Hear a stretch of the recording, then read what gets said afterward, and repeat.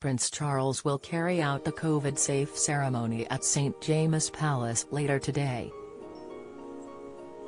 This announcement marks the beginning of a new season of investitures, after all the ceremonies were put on hold due to the coronavirus pandemic. The honor of resuming the tradition of the investiture ceremonies has been assigned to the heir to the throne, who has increasingly stepped in for his 95-year-old mother over the past few years. The Queen has the sole right of conferring titles of honor on deserving people from all walks of life, in public recognition of their merit, service or bravery.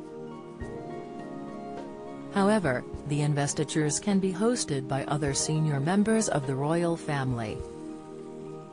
Over the past few years, Prince Charles, Prince William and Princess Anne have led these ceremonies when the Queen was not available.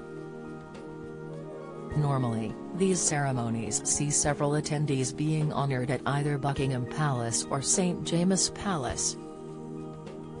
The last traditional ceremony took place in March 2020, before Prime Minister Boris Johnson announced the first national lockdown. On March 4, 2020, as countries in continental Europe were putting in place lockdown measures, the Queen hosted an investiture at Buckingham Palace. On that day, the monarch wore a pair of white gloves as she handed out the honours, something she had not done in decades. While the monarch usually wears gloves during engagements, she has traditionally carried out investitures with her bare hands. This move was perceived by many royal watchers as an attempt to shield the monarch from COVID-19, as the number of infection was starting to grow in Britain.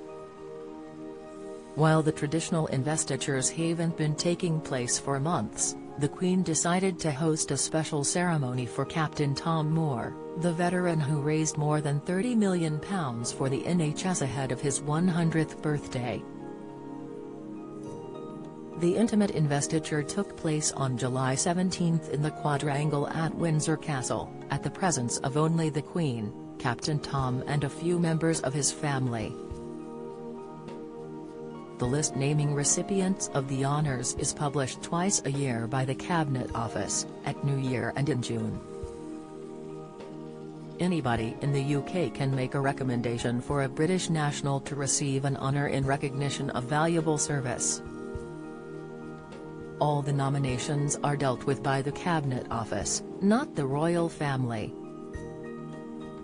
Medals are presented during the investitures, which are held multiple times throughout the year and planned weeks in advance. The Queen remains the head of state and continues to carry out her day-to-day duty as monarch, including receiving the government's red box and hold meetings with the Prime Minister and foreign diplomats. However, due to her age and busy diary, she often relies on the support of her family members to carry out certain duties. As the heir to the throne, Prince Charles has stepped up to the plate oftentimes in recent years, in particular following the retirement of Prince Philip in August 2017. Since that year, the Prince of Wales has been leading the country during the National Service of Remembrance, and has placed the Queen's wreath at the cenotaph on Her Majesty's behalf. He has also been accompanying the Queen at the state opening of Parliament. Moreover, while the Queen was self-isolating at Windsor Castle in 2020, Prince Charles met several foreign politicians. Among them, he hosted French President Emmanuel Macron, who travelled to the UK in June last year to mark the anniversary of Charles de Gaulle's historic speech L'Appel. During his visit, Mr Macron bestowed France's highest award, the Légion d'honneur, on London.